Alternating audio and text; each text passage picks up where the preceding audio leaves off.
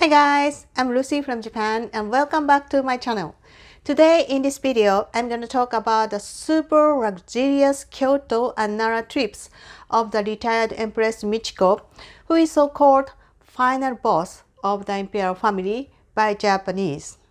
Her overly extravagant trips and repeated media coverage attracted a lot of public criticism. The previous emperor and empress, Akihito and Michiko, retired in 2019, and back in 2016, Emperor Akihito announced that his advanced age made it difficult for him to fulfill his duties as emperor, and Japanese government made a special law to allow Emperor Akihito's living retirement accordingly. At the time, the Japanese public thought that Akihito and his wife Michiko would retire and live out their retirement in quiet and peaceful way. But this expectation was greatly disappointed.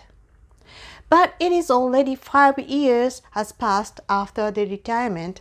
Akihito and Michiko are still living a life of crazy luxury with more power than the emperor. One example is this trip to Nara and Kyoto. The itinerary was for 5 days from May 14 to May 18. The main purpose of the trip was a very personal sightseeing trip to see the Aoi Festival, one of the 3 major festivals in Kyoto, and to visit the Daijoji Monzeki Temple in Kyoto, known as a temple associated with the imperial family. I would never say them to stay locked up in the imperial cage all the time, and I think it is a good thing that they enjoy sightseeing sometimes.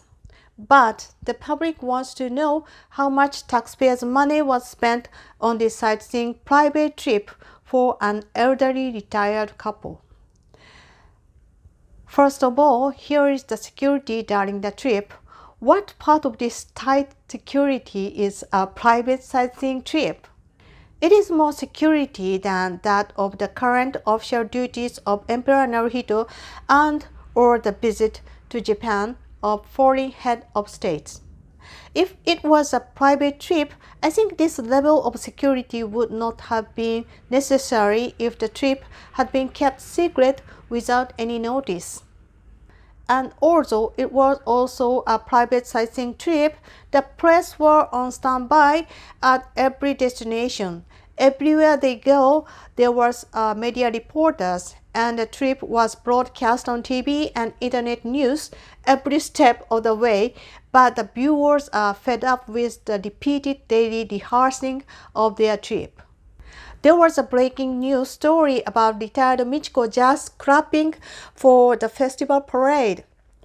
But does the reporter who reported this news not know that there are so many news stories in the world that should take precedence over Michiko's scrapping? For this, I wonder if the media has any journalistic pride. The retired couple probably wants to show off their power with this security and excessive reporting that they are still greater than their son, Emperor Naruhito. This old couple's display of power is very foolish. And as for the travel schedule with this crazy security system, the G7 summit in Japan was held in Hiroshima starting on May 18, since it was the first time in 8 years that the summit was held in Japan. Not only Hiroshima Prefecture police, but also prefecture police from all over Japan were dispatched as special units to assist with security. And my biggest question is why the retired couple never feel sorry about the massive security burden for their own private trip just before such a global summit. They even used a special train to travel from Tokyo to Kyoto, making the Super Express Shinkansen run just for them. They also chartered the entire train between Kyoto and Nara. And as for the hotel, it was reported that the entire hotel was booked only for their trip.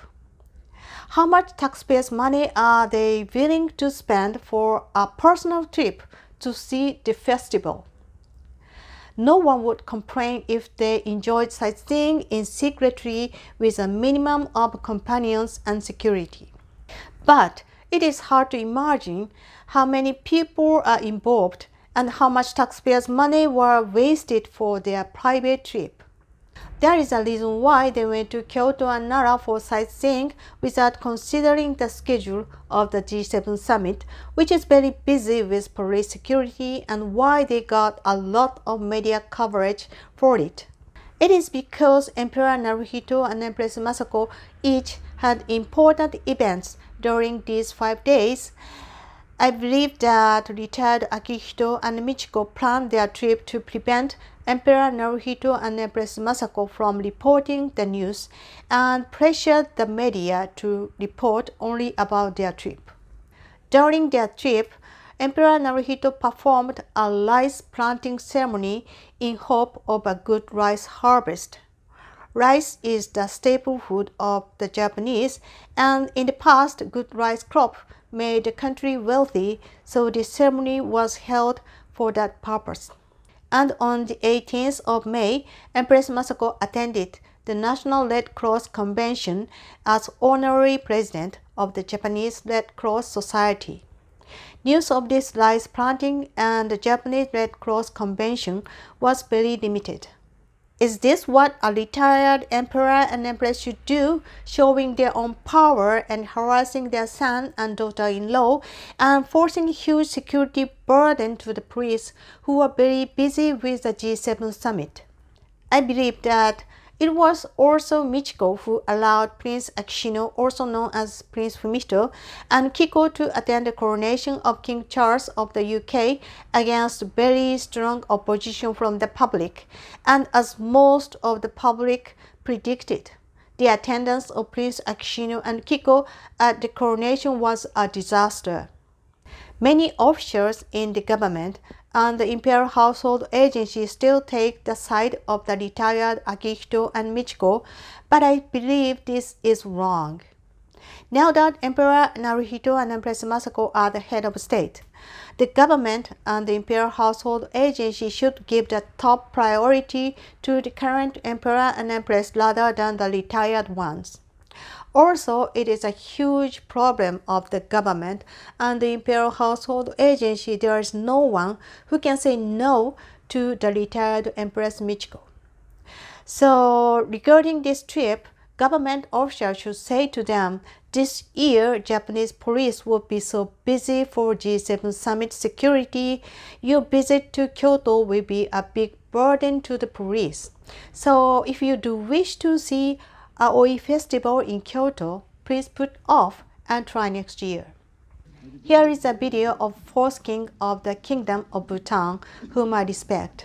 In this video, the former king who has abdicated is wearing a casual shirt and serving people a meal. He passed the throne to his eldest son, Jigme Kesa Namgyel Wangchuk, at the young age of 51, and has been serving the people of Bhutan and supporting his son, fifth king of Bhutan, ever since. It warms my heart to see the former king with his people. What a difference compared to the retired Japanese emperor and his wife. They sit on the top of Japan's economic power and spend the people's tax money as much as they want. Michiko had new clothes and hat made for her every time she showed up, which was an empress, and she never wore the same outfit twice. And on this trip, she changed clothes several times with the almost same design, and all clothes were brand new. I think if the designs are almost the same, just one clothing is enough. Why does she make so many almost same clothing by taxpayers' money? I believe that their unrespectable behavior has linked with the fact that during these 30 years of Akihito and Michiko have been on the throne, Japan's economy has depressed, the Japanese people have declined, and the media has become a propaganda arm of the imperial family instead of the journalist it should be. That's all I would like to say today. Thank you for watching, and don't forget to like the video. And if you want to know more truths of Japanese imperial family, please subscribe to my channel. Thank you. Have a nice day. Bye bye.